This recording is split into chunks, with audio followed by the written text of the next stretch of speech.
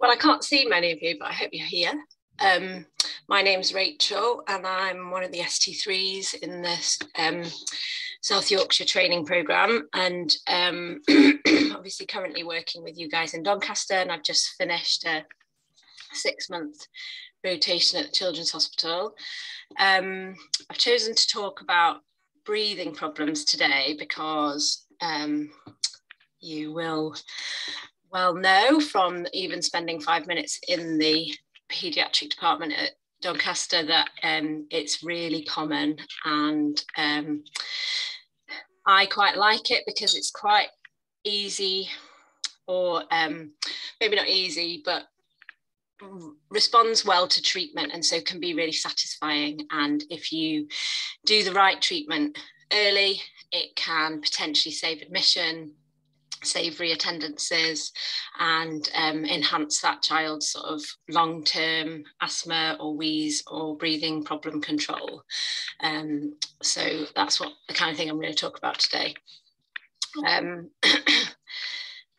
So it's, really common, as I said, and definitely has different times of year that different problems come to the fore. We're in January now, which is classically the middle of the season of breathing problems. Respiratory viruses are more present in when the weather is cold, and also children tend to share their snot generously, so they give it to each other at nursery and at school. I've already mentioned that it's easily treated, and also easily treated at home. So a part of our job of managing these conditions is educating parents, and of course children get sick very quickly. So they look good, and then suddenly they fall off their perch. And that's why it's important to identify the problems early and treat them quickly. So, oh, well, aren't they just small adults? Can't I just do what I do for adults? No, children have different anatomy that makes their airways more vulnerable to infection, and also what I said before about decompensating quickly. So as you can see in those images there, they have a smaller airway relative to the rest of their body. They've got heads that are bigger than relatively to their body, which means that particularly in the newborns and young babies, they tend to bring their head forward, which occludes their airway. And then as they're getting tired from their respiratory disease, their head falls forward, which occludes their airway. They have big tongues, they have floppy palates, and they have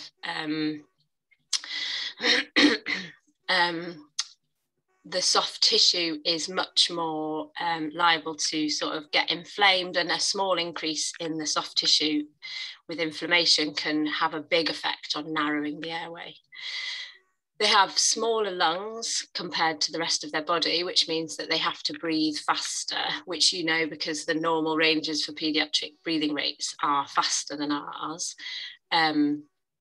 But that means that if they are working harder to move more air because they need more oxygen, they have to work much, much, much harder.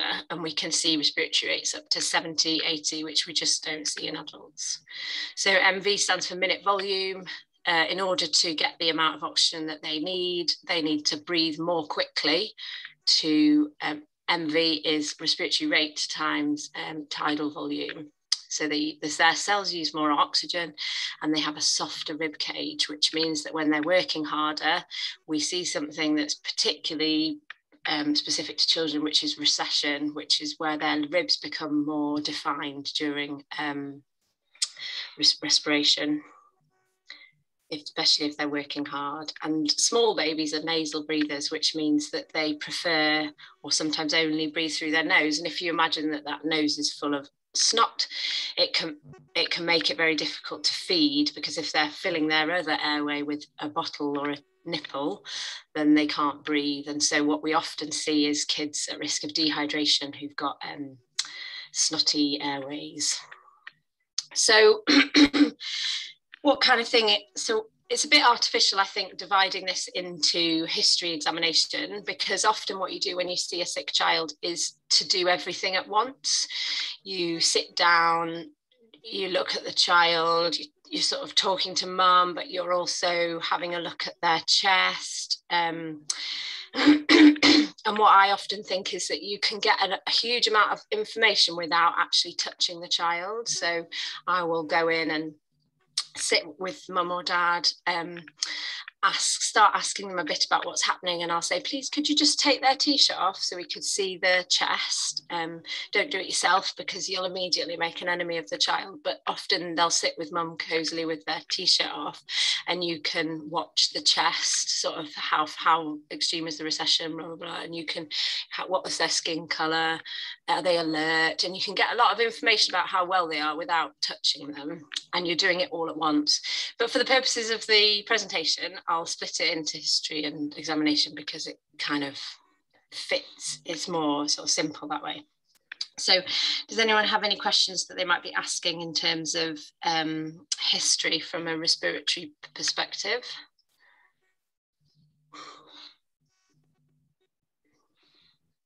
That's fine, don't worry. So you might be thinking about asking how long it's been going on for, whether it's got a particular pattern, if it's worse in the evening, worse in the day, worse with exercise, what kind of pattern is happening to the respiratory problems.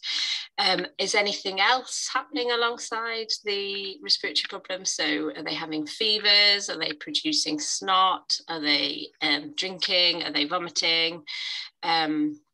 All of that can kind of help you decide what you think's going on. And in some of the older children, their breathing problems might have triggers. So going out into the cold, exercise, dust. And if their parent tells you that they're having fevers, it's often helpful to try to characterize what's happening with the fevers. So the number doesn't matter quite as much. There's no evidence that the degree of fever has any sort of correlation with how sick the child is. So you don't need to worry if they're not testing the temperature, but if they can just sort of feel the head and feel that they're really hot. You want to know how often that's happening. You want to know whether it's coming down with Calpol. You want to know whether they're well in between having a fever. Lots of kids, when they've got a fever, are floppy and look rubbish, but often if you get the fever down, they'll look much better again. So it's the kids that don't look better between the fevers that you want to be worrying about. So the other things that are particular to a paediatric history, you want to be asking about birth history, whether there was any complications at birth, whether the baby was premature, whether they had to have any oxygen, any special care treatment, whether they've got any congenital cardiac problems, anything like that, and whether they've had their routine immunizations. Something else that you can sort of think about asking, whether there are any smokers in the house, whether there are any family members that are unwell, whether the child goes to nursery or school, because that can often be the source of all the problems. And how big the family is, whether there's anyone else living at home. Sometimes you can see children that are coming from really poor conditions, like they're living in temporary accommodation for whatever reason, and there's mold on the walls and things like that, and all that can give you information about how much you want to be worried about the child and how what you're going to do about it. So you've got a bit of history, you've kind of been sitting there looking at how the child looks, you might be having a few ideas about what's going on for that child. And some of that depends on how old they are. You can see on that graph that there's a diurnal presentation of upper respiratory tract infections, which are by far the most common presenting airway condition to the emergency department. But the pneumonia has its highest presentation around age 2, and all of these can kind of help you think about what's common and what's likely to be going on for your child. So as with anybody who's poorly, you start with an ABCDE approach. Again, you're probably gathering lots of information as you're just watching the child, and often not touching them is easier for you, but also if you do touch them, there's a risk of making them worse. Paediatric airways get worse with stress, basically. So you want to be as less interfering as possible.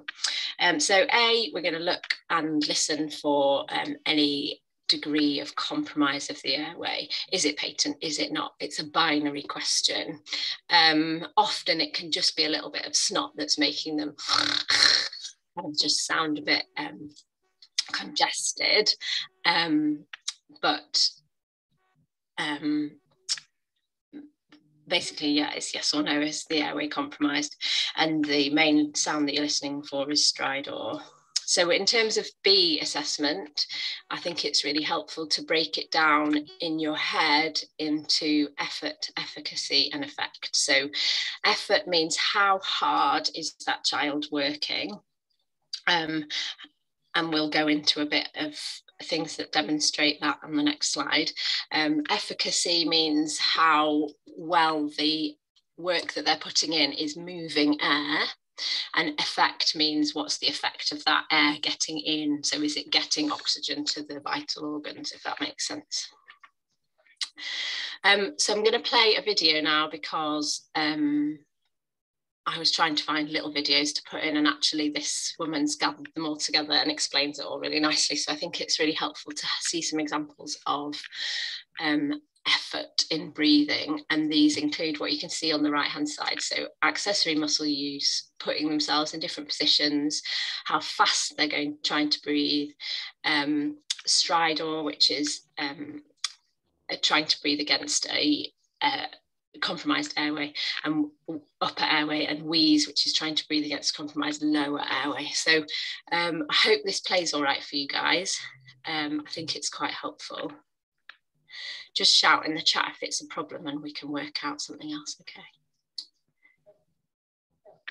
I have to turn your volume up.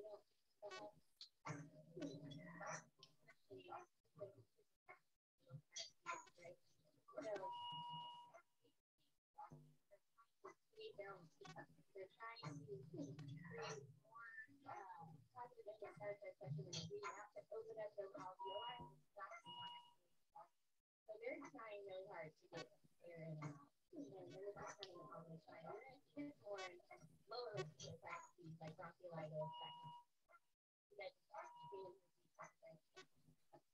you can also see how the kid is sitting, right? So kids are going to kind of tripod a lot when they're having an airway obstruction. They're just trying to align everything as much as they can to get the most air in. So you're going to see them kind of neck is sitting out and kind of leaning over a little bit. So that's pretty common.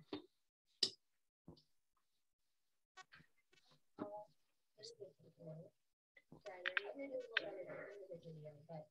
this is a high pitch noise, right? You can hear it on inspiration. But you don't need a stethoscope to hear it. So you can hear it in the and this usually indicates in your upper airway. There's turbulent airflow going in because of that, and you do it. Okay? It can be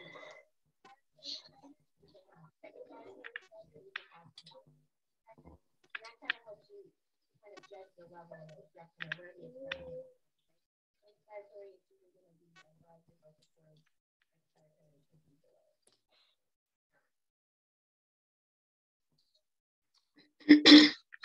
So I hope that was helpful, and I think you only need to spend 5 minutes on the paediatric department in our unit, and you'll see some really good examples of that at the moment. So efficacy is maybe more like the numbers that you might write down. So you've written down your respiratory rate, you're going to try and get some saturation. Sometimes the kids are just too upset to let you go near them, and I would argue that as long as they're not blue or pale or looking really terrible, then just give it a bit of time. And try and go back later and measure their saturations. Treat other stuff first. The saturations are also really dependent on perfusion. And if that kid's, say, got bronchiolitis and they've not been feeding very well, then they might be dehydrated, and that would adversely affect their saturations. But again, I think I can count on less than one hand the amount of arterial blood gases I've seen done on children. So I think that the actual numbers of saturations are not desperately important. You're thinking about how well the child is. And if you're really worried that their oxygen levels are really low, you're going to be moving them to resus. They're going to be on high flow oxygen. You're going to get the ITU team down as well. So yeah. And then how well is that air that they're moving in and out of their chest affecting their organs? So what's their heart rate? What's their colour like? That's their sort of peripheral perfusion. And what's their mental status? How much oxygen are they getting to their brain? And they're some of the things that are the first signs of knowing that the child's getting worse, is if they're getting either agitated or drowsy because they're no longer getting sufficient oxygen to their brain. So these are sort of signs that you might see that are really worrying, and any of these, you are grabbing the nurse, you're going to resus, you're calling the paediatric team. I would put out a 4-2's paediatric alert for this one. Okay. So we're going to think about upper airway illnesses. Probably, does anyone want to shout out some common ones that you might see? Croup. So I think the main one that you've probably all seen or heard from across the room is Croup. It's a presents often with stridor, with a noisy inspiratory breathing, and tonsillitis. So they're the sort of 4 most common ones, and often they're viral, and often you get children with a combination of different ones. Because their eustachian tubes are very flat, so they get a lot of inflamed tissue sharing around their upper airway. So you'll see them with bright red tympanic membranes, bright red throats, and noisy breathing. The treatment is often the same as well, just supportive care and time. But you want to be able to have the skills to pick out the ones that are more poorly. So what's stridor? Stridor is a harsh respiratory sound coming from trying to breathe against a compromised airway, and often gets worse when the child is more upset. So they might sort of seem okay when they're having a cuddle with dad, but then if you try and go near them with the SATS probe, they start barking. And how loud it is doesn't tell you how bad the obstruction is. Does that make sense? So some kids just have loud stridor or not. But particularly because if it's quiet, doesn't necessarily mean that the child is getting better. It could mean that they're moving less air because they're getting tired. So don't be reassured by that. Try and sort of think about the child's picture more globally. Just a few other bits in there as well of lots of other sort of rarer causes of stridor. We're going to talk about croup because that's what we're going to see. That's what we're going to try and turn around quickly. So what you're going to do when you've got here some stridor, obviously it's an A problem. So manage your A first. Open the picture at the bottom, open the child's airway. So like I said before, kids, little babies have got huge occiputs, and if they have got, and if you lie them on their back, they will push their airway forward, which will occlude their airway. So this, these people have put a nice towel under their shoulder to sort of open the airway up. Apply some oxygen. If in doubt, put oxygen on. Just put the maximum amount on and sort of worry about it later. And also you're asking for help.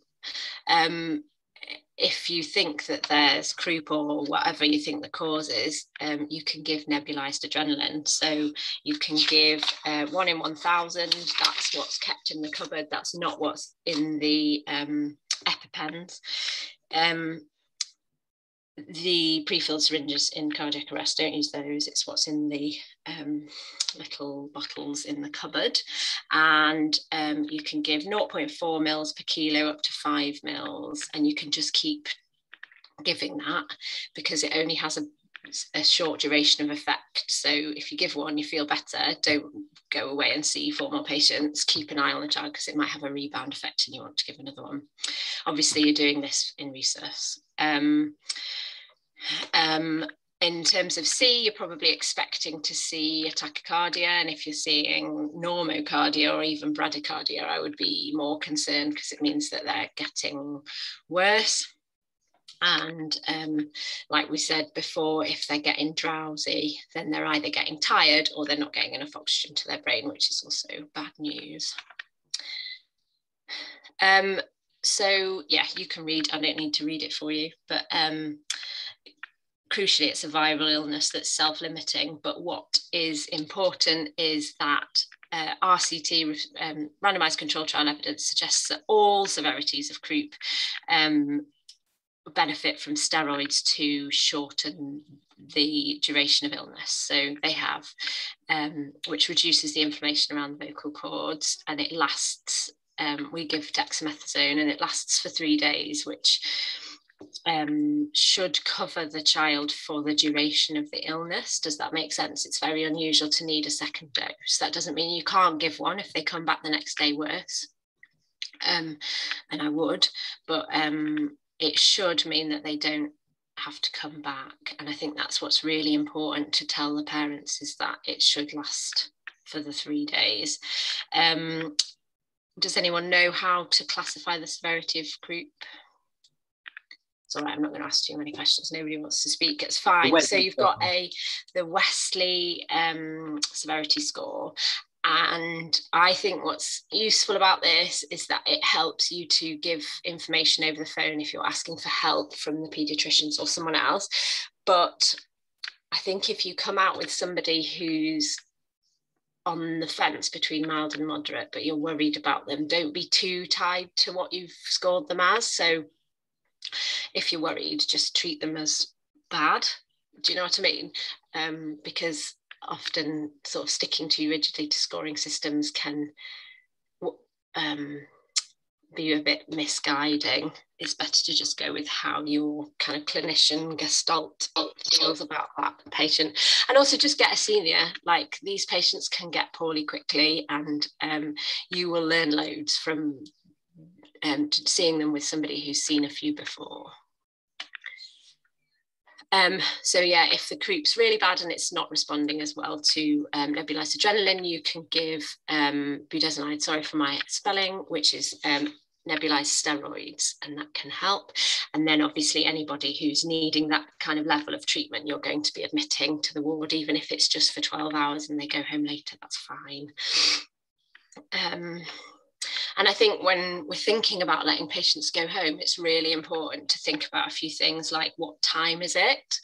If it's 8 o'clock in the evening, Croup gets worse in the night time. And if you've been a bit worried that the patient's on the fence, there's a chance that they could go home and get worse. And in those patients, I would maybe consider keeping them on the ward overnight. Is the patient getting better? Are they... do they live really far away? We've got quite a rural population as well. So are the family going to be really far away from help? Is it this day and age where it's going to take 4 hours for an ambulance to come to them? So all of these things you're sort of thinking about when you're thinking about discharging somebody who's got Croup. Most of the time they're going to be absolutely fine, and it's just really important to reassure the patient and the parent and give them a leaflet and tell them to come back if it gets worse. But if there's anything about the sort of social setting that you think is not ideal, then maybe consider asking paediatrics to keep them for a while. Okay, so we're going to think about some common lower airway problems now. These are kind of your 4 main problems that we see in the emergency department. I'm not going to talk about pneumonia because I think you've probably all know about that a lot, but of course it's good to keep in the back of your mind some rarer things, particularly if you're treating what you think is asthma but it's not quite responding in the way that you think it should, and so you want to kind of maybe cast your net a bit wider then and think about some rarer things. So I just made this because I think there's a bit of crossover between all of them. There is a bit of help sifting between them according to age. So bronchiolitis is generally the younger ones. We used to think it was under 1s, but now we're definitely seeing it up to about 2 and even a tiny bit more. And we don't diagnose asthma until over 6, but you definitely have children that seem to have a more atopic history and specific triggers to their symptoms that you can sort of fairly, I think, be fairly certain that they're going to go on to develop asthma, and that helps you with your decisions about treatment. But what I'll put in the right hand column is that almost all of them can have viral triggers or be caused by viruses, and so that taking of your history is really important, and trying to work out what's caused it and where we are. So bronchiolitis, super common, and we're kind of in the middle of the normal peak phase of bronchiolitis. What was quite interesting last year was that we had a summer season of bronchiolitis, which is unprecedented. Because we had lockdowns over the winter period in sort of the winter of 2019 into 20, we had almost no cases of bronchiolitis, and we certainly had almost no cases of RSV bronchiolitis during that lockdown period. I mean 20 into 21, sorry. And then in the summer, we had a huge spike of bronchiolitis presentations, which I think means we're seeing a tiny bit less now. But anyway, you will definitely see it, and you'll definitely have seen these babies before, I'm sure. Really common, up to 1/3 of children get it, but a small proportion need admitting to hospital. Most of them can fight it off themselves, but it's just really important to give the parents the advice and support, because it can be really scary. So educating them about how long it's going to last when it gets worse, what to do about it, and kind of thing, can help them stay at home for longer. So we do test for RSV, but only really when we're admitting the patient. We don't do it to everybody like we do with COVID. So it's a clinical diagnosis. You're asking about, oh, have they been snotty for a few days? Maybe they've had a low-grade temperature, and now they've come in working a little bit hard to breathe, and you can hear some kind of gunky sounds on the chest. So yeah, like I said, self-limiting, it typically gets worse around day 3 and lasts about a week. So things that can maybe make bronchiolitis worse, and these are the children that you may be thinking about admitting. I was going to ask you what you thought, but I won't put you through that pain. So children who are born preterm, children who have congenital heart or respiratory infections, children who have birth complications, that means they need to go to special care or have any long-term oxygen, and those that are in a house where somebody's smoking. It's not enough to the parent to say, oh, I go outside to smoke, because the smoke lingers on their clothes and it still has an effect on their children's breathing. So one of the best interventions that you can do when you're discharging someone with bronchiolitis is reinforced smoking cessation. So in terms of A, B, C, D, E, you might hear signs of upper airway compromise. So they're grunting, they might be drooling because it's painful in the back of the throat. They might have copious amounts of snot and a cough that sounds a little bit wet. It's very unusual for children to produce sputum, but I think they've got so much snot being produced that's trickling back, they then cough that out. Does that make sense? So some of the things that we saw in the video, so they're going to have sub and intercostal recession, they might be bobbing, they are going to have widespread gunky sounds on their chest, and you can often hear wheeze, but it's not wheeze that's caused because of bronchoconstriction like you'd get in asthma. It's caused by the kind of inflammatory muck in the airways, like narrowing the tubes. So it's slightly different, and I think it's useful to bear that in mind, because there isn't a role for bronchodilators, there isn't a role for beta agonists in bronchiolitis. Yeah, and you're going to be really concerned if the patient is hypoxic. And often in the tiny babies, the only presenting complaint that they have for bronchiolitis, they don't have all the work of breathing and things like that. They just have apneas. And that's like just a surefire sign for opening the door to paediatrics, and they're going straight in. Yeah, so lots of these children are at risk of dehydration, which I talked about at the beginning, and that's because they can't often manage to drink around a blocked upper airway, blocked nasal airway, and also their stomach is so full of snot, there physically isn't room, and so they're not getting the calories in, so they get tired quickly, but also they're not getting the fluid volume in, so they get dehydrated. And I've got a slide later on about assessment of dehydration. I won't go through it in detail, but I can always share my slides. And I think that assessing for dehydration in respiratory conditions is a really important thing, because it helps you to know how well the child is going to get better and how well the family are managing. If there's any sort of hint of dehydration in any of these conditions, the child is going to really struggle to get better. So you can keep them in the department and show them how to do a fluid challenge and things like that, or maybe consider getting them to the ward for a little bit more observation. And D is for disability. So are they agitated? Are they drowsy? Are they tired? Often in bronchiolitis, they have a low-grade fever. If the fever's a bit higher, it might suggest that there's pneumonia or a different diagnosis. But like I said, the actual number doesn't often indicate how severely unwell the child is, so just take it with a pinch of salt. Yeah, so you can sort of think what you can think, can't you, about those pictures? I won't go through it, but I can share my slides. So bronchiolitis, it's a self-limiting viral condition, but we need to support the body to get better. So they can often need oxygen, and I think I've got, yeah, on the next slide I can talk about the numbers. And normally we don't use suction, but if the child is really congested and they're struggling to breathe, sometimes a little bit of nasal clearance before a feed can be helpful, and parents can do that at home with like a little pipette thing, or if they're really keen they can just suck it on out.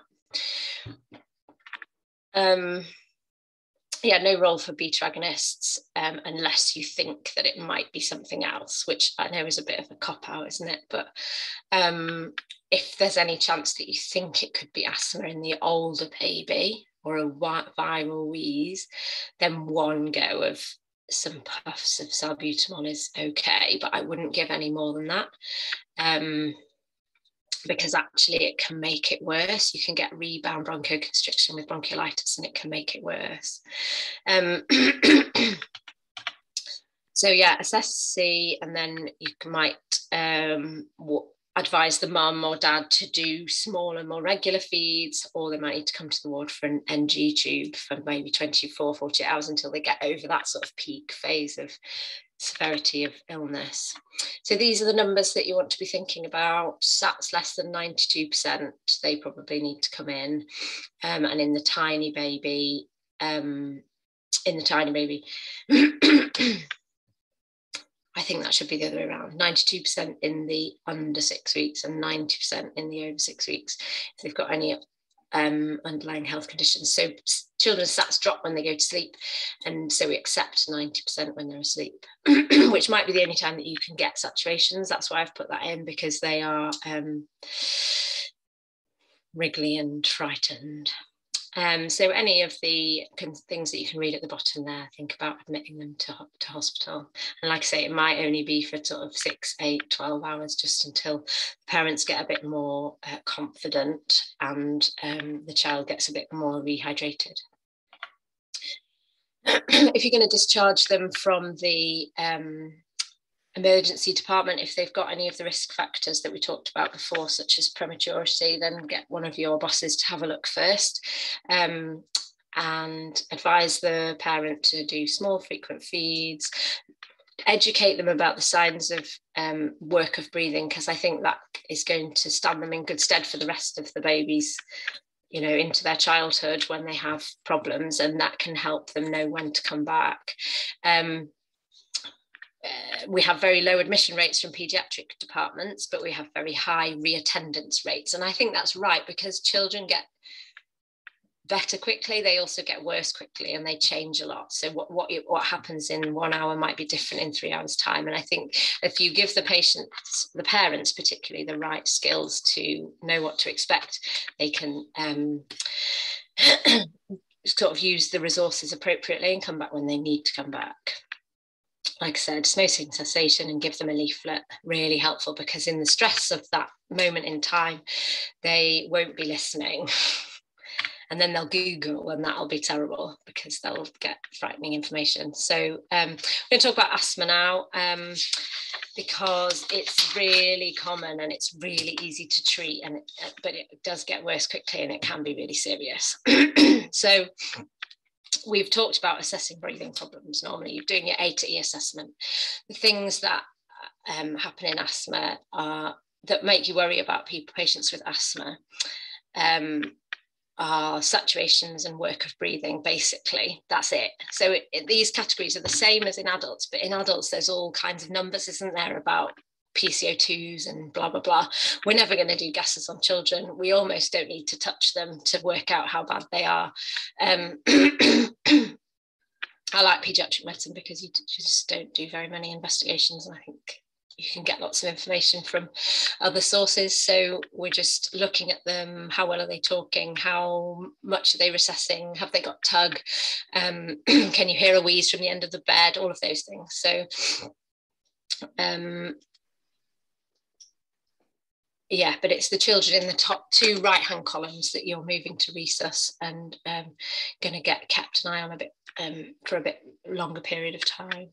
So if your patient has saturations over 92%, even if they're working hard, I would argue that they should just have bronchodilatators through a spacer, which is that picture on the bottom right there. It's got really good delivery of the medicine into the lungs, particularly if the kid's screaming because they don't like having this thing on their face. It means they take a lovely big inhalation. So don't be too put off if they're really upset, because by the time you've got to puff 4, 5, 6, they've chilled out a bit and they're taking it nicely. And what's really great about this is that it gives the parents confidence to treat it at home. So if the their kid is getting more poorly, you can say you can do this at home. You can give 4 puffs through this. You can give 6 puffs through this. If you're getting it at home and they need to give 10, you need to come back to the emergency department. But it gives the parents confidence that they don't need to keep coming to the emergency department, which is in our benefit, isn't it? If the SATs are lower, 92%, less than 92%, then give the bronchodilator through a nebulizer. And if the if they've got increased work of breathing and low saturations, then you can give them ipratropium bromide as well. In our unit, we're currently giving prednisolone for asthma, so 1 milligram per kilogram. Try and get it in within an hour, and then they should go home with a 3 to 5 day course of that. In Sheffield, they've moved to giving dexamethasone. It's a different dose to the Croup dose, but it lasts for 3 days. So you don't have to have that fight with the kid to get them to have this disgusting medicine for 3 days. So I hope that we'll move to that, but I think it has to come from the paediatricians. And then if your child, then there's some kind of other medicines, obviously, that you can give if they're not responding. So if you've given some puffs of inhaler, I think that you need to reassess the child after 15 minutes. And if they still have wheeze or particularly increased work of breathing, I'm not too worried about the wheeze itself. It's more the increased work of breathing. And if they've got that, then still after 15 minutes, then do back-to-back puffs, which is 3 sets. So you've given 1, you need to give 2 more, and they should all be given within an hour. So that's sort of 20 minutes for each set of puffs. And then reassess them after that hour. If they're still bad, they probably need to go to resus, have nebs, get the peds down. If they're better, then reassess them an hour after that. And if they're okay, they can probably go home. I think that's what that says there, yeah. So if they're needing more salbutamol, you're not going to be able to do the hour spacing and then the hour within the sort of 4-hour target, which I know is losing favour, but it probably means that they need to go to the paediatric ward for a bit of a longer period of assessment. Some doses for you of different medicines. I can share my slides again. I don't think there's any worth in me going through those. So what do you think about X-raying in breathing conditions? For the most part, don't do it, even if you think, oh, I think it could be pneumonia. The presence of focal crepitations and a fever is enough for you to diagnose a lower respiratory tract infection in children. In the asthmatics, I don't think it adds anything, except if they're not responding in the way that you think they should. So if they've had back-to-backs and nothing's better, then we might need to consider another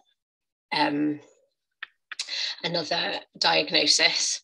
Perhaps the history is of sudden onset respiratory compromise and you can't quite work out what's going on, but it's happened really suddenly. I don't know if you know what you might be thinking about in that. Then you might want to be thinking about an inhaled foreign body. So maybe the child was playing with some Lego and then suddenly became breathless. I think that is inhaled Lego until proven otherwise. And Lego is really helpfully shows up on X-ray. So you might be able to see the Lego, but you also more likely might see a bit of collapse or a shadow behind the bit of airway that's occluded.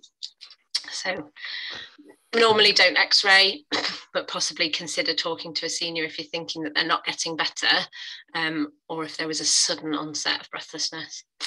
And then if you're thinking about discharging your child with asthma, they've responded well to the inhalers, the work of breathing settled down, we need to make sure that the parents are confident. And it's about making sure that when you've been doing those puffs, giving them education of how to do it themselves,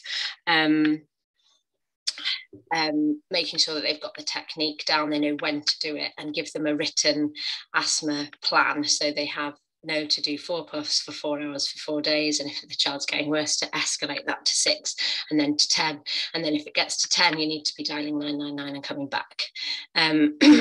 Send them home with a steroid course if you think that there's the kind of atopic history, and if it's asthma rather than viral wheeze, and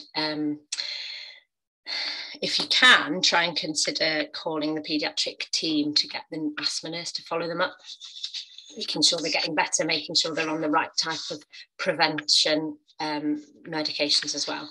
So I've only got one slide now on viral wheeze, because I think lots of it's been covered in the other slides in terms of assessment and a bit of sort of the bronchodilator treatment. In the child under 6, I would say that it's almost always viral wheeze, except that they might have this history that suggests they might go on to have asthma. If the child's got viral wheeze, it doesn't mean they're going to get asthma. It's only if they kind of got that atopic predilection. So it can happen a lot of times in the year. They can keep coming back. The parent might say, oh, we've been here so many times.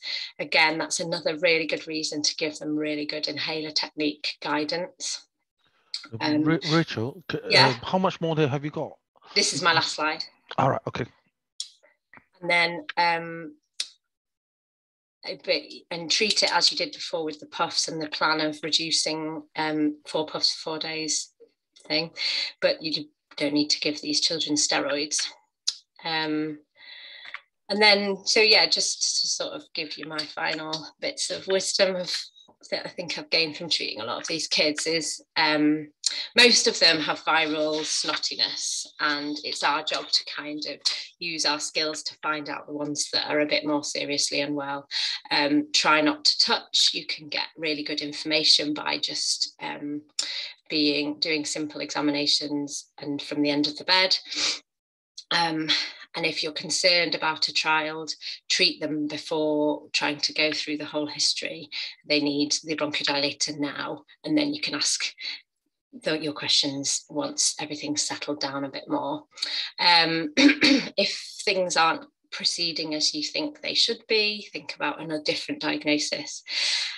And basically most of paediatric medicine is about treating the parents. So it's about giving them the education and the confidence to manage their child appropriately in future. I hope that's been helpful. If anyone's got any questions, then please let me know, and I'm very happy to share my slides if that's helpful. Thank you very much, Rachel, for the very last minute stepping in to fill our gap for today's teaching session. I assume this was put together previously for a different session in the past? Or this is literally what you cobbled together in a day? I'm going to give it again later to the junior doctors. So I had a bit, but I've added a bit to it for you guys. Thank you. It's a lot of information, I must say. Yeah, I think, and I think our sessions normally don't run as long. Oh, I'm sorry. No, it's okay. But like I said, you stepped in literally last minute to try to help us. So I'm ever so grateful. But this is a lot of information, and generally most people struggle to absorb so much. But it's good. I think it was a good presentation. Now the beginning, I think Rachel did well though, because in the beginning she mentioned the comparative anatomy and the physiology, because that's what most of things is about the pediatric group of patients, because we should be aware of the comparative anatomy and the physiology different between the adult and the children.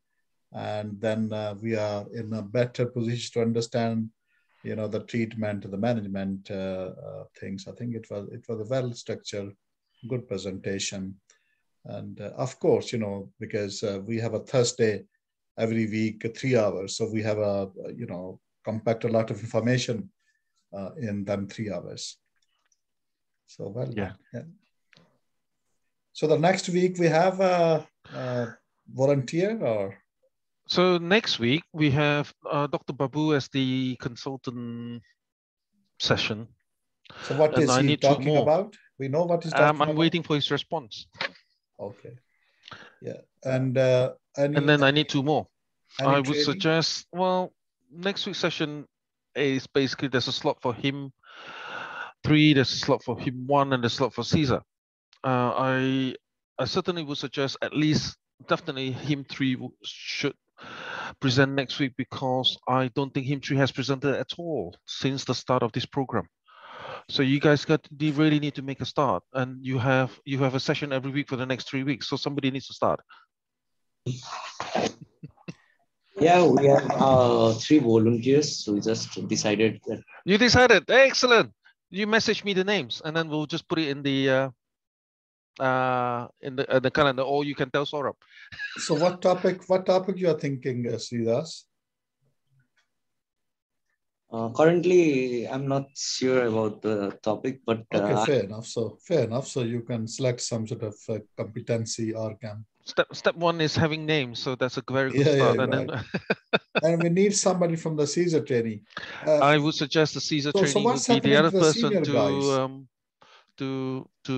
to present next week. Well, the senior people, is like Zia, Adnan.